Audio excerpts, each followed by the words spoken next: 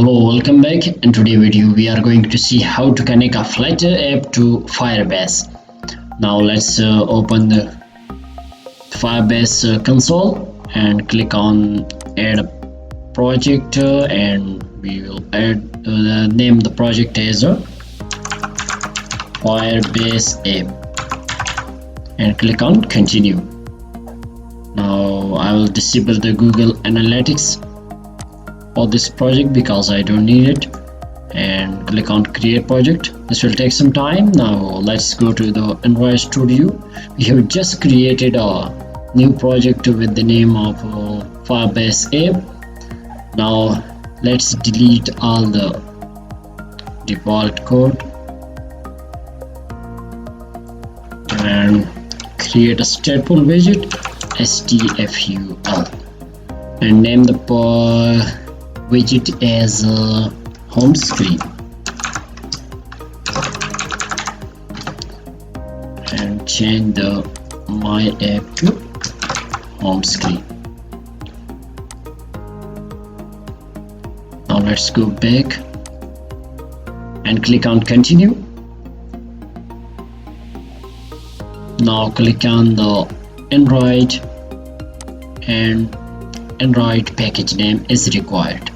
Now let's go back to the Android Studio and the project, go to the Android directory, then the app directory, src directory, and then main.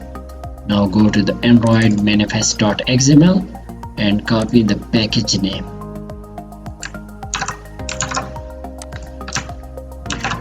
And the app nickname is optional.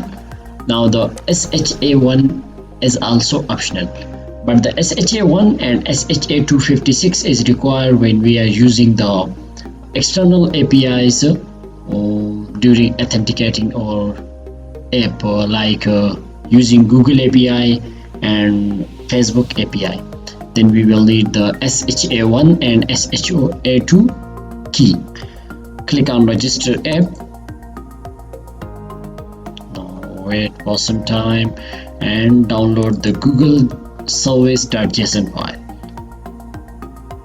documents, and save it. Now copy the Google service.json file and go to the Android Studio and paste it in the app directory. Now click on next. That we will copy paste some dependencies. Now project level build.gradle file. In the project level build.gradle file we will copy this dependency and paste it in the project level build.gradle file.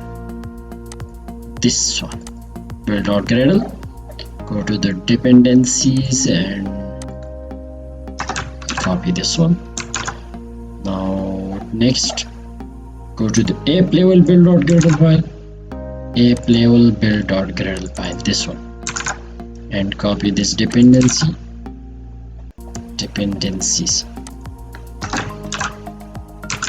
paste it and then apply plugin, this Google services, paste it up to dependencies. Now let's run the project on a real device and check if it's work or not. Wait for the project to run. Now we should wait for some time. Now the project is successfully run on our Android device. Sometime when we run the project on emulator while using the Firebase, so it sometimes cause error, so that's why I'm using a real device, a Huawei real device. Now in the next video you will see.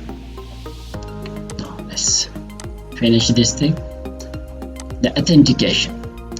Now in the next video we will authenticate our app using phone authentication. And now let's enable this one and save it.